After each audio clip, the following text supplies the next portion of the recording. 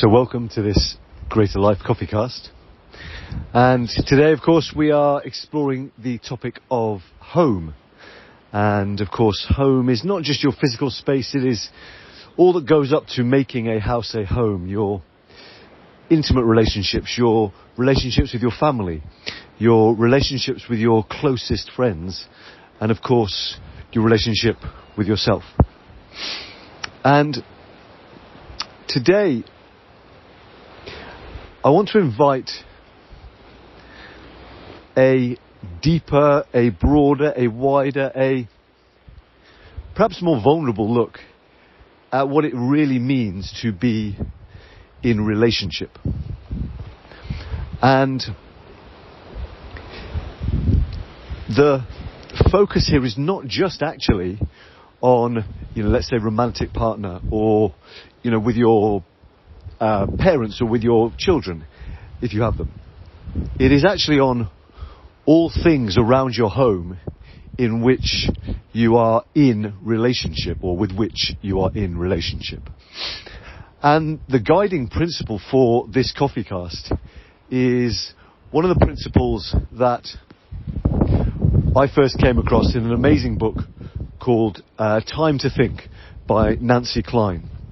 And I think the subtitle of that book is Listening, or The Power of Listening to Ignite the Human Mind. And it is the idea that when we are listened to with real presence by another, our capacity to access deeper levels of insight, creativity, innovation, inspiration are exponentially greater. And yet, as you may well know, agree, that when a principle is sound in one area of life, typically it will be sound across all areas of life. And I found that to be the case for this principle: structure creates synergy. So let me share for you how it's applied in my own life, and I hope that those examples will be instructive, and from that can then give you some insight, inspiration, information, as is the intention of these CoffeeCasts, that as you are here sipping your coffee with me, that you will be able to take something from this short time we have together to create a greater day, a greater week, and from there, a greater life. And so, for the best part of 30 years, I had undiagnosed ADHD.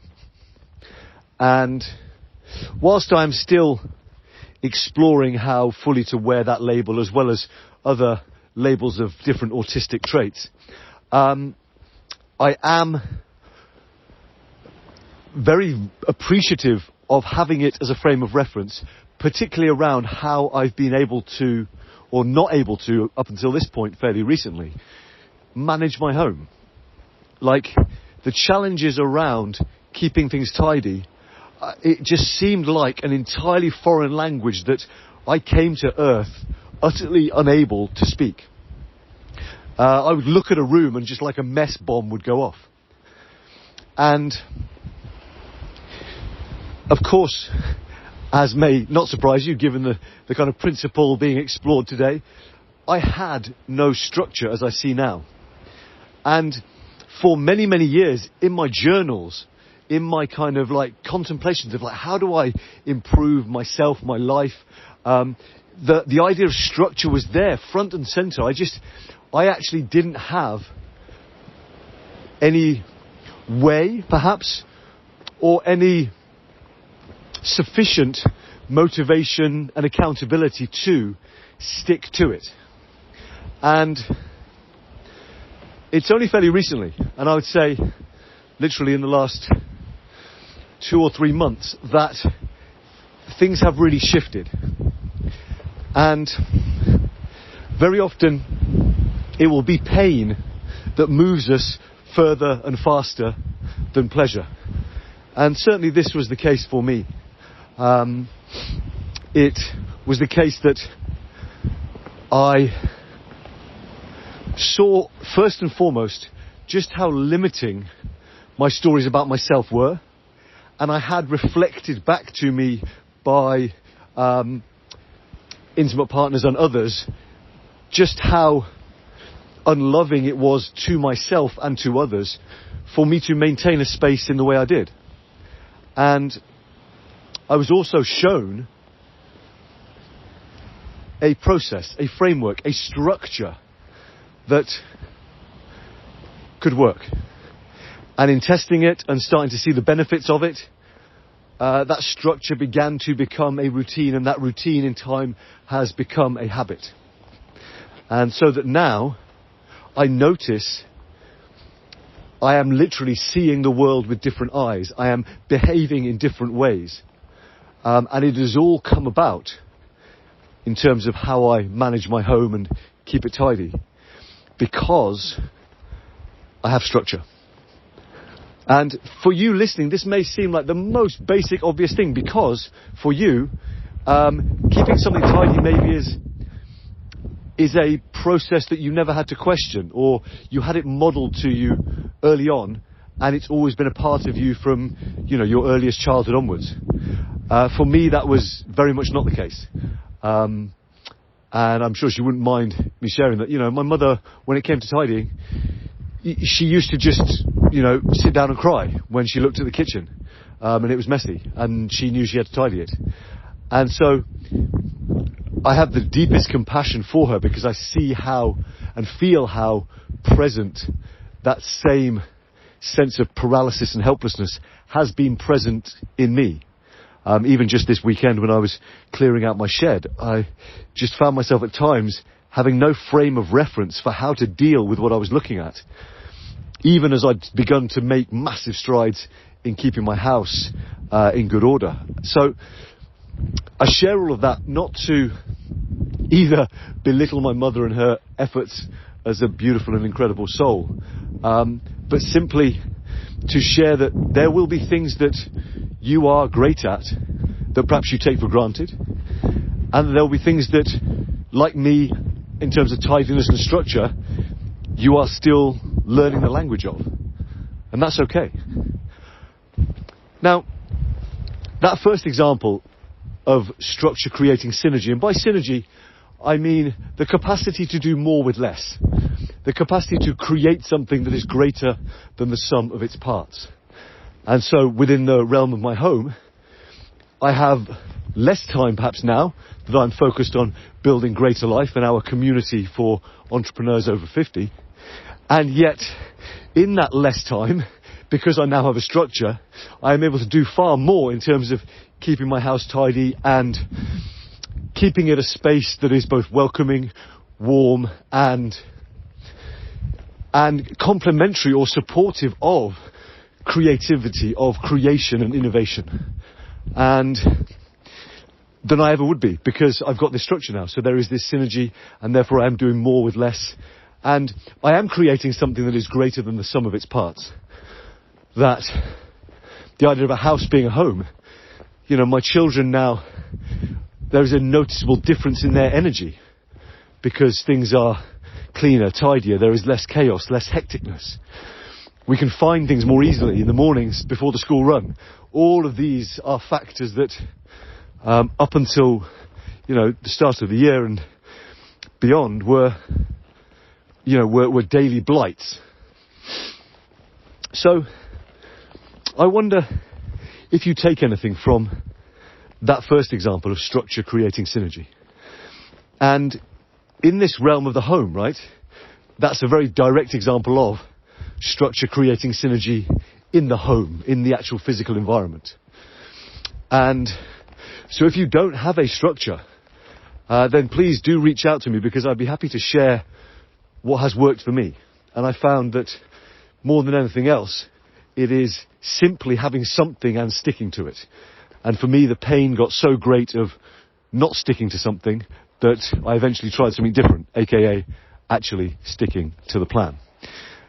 Now, when we come into the idea of relationships as being part of the home, where does this principle of structure creates synergy play out? Well, for me, across both my marriage, my previous relationship and my current one, the thing that I have found unbelievably powerful is structure when it comes to communication.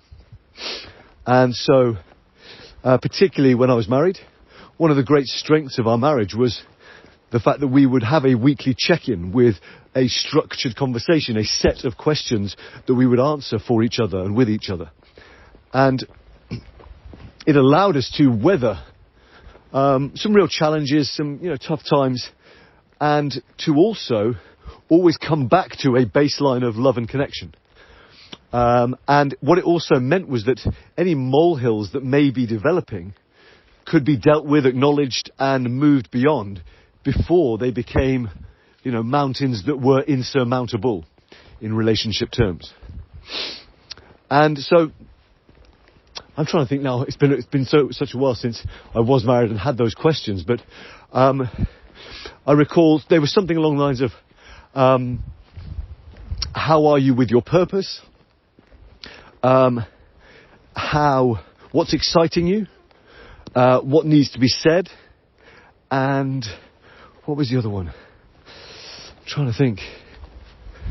I can't think off the top of my head, though, but certainly those three were part of every week for, the 6 or 7 years that I was married.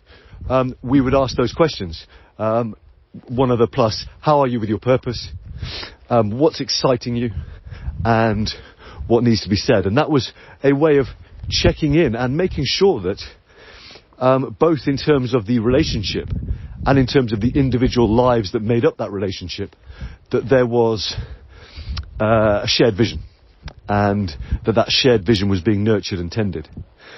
So I guess my question to you is, across whether it's your romantic or intimate relationships, or your relationships with those closest to you, your friends, your family, what kind of structure do you have for important communication, if any?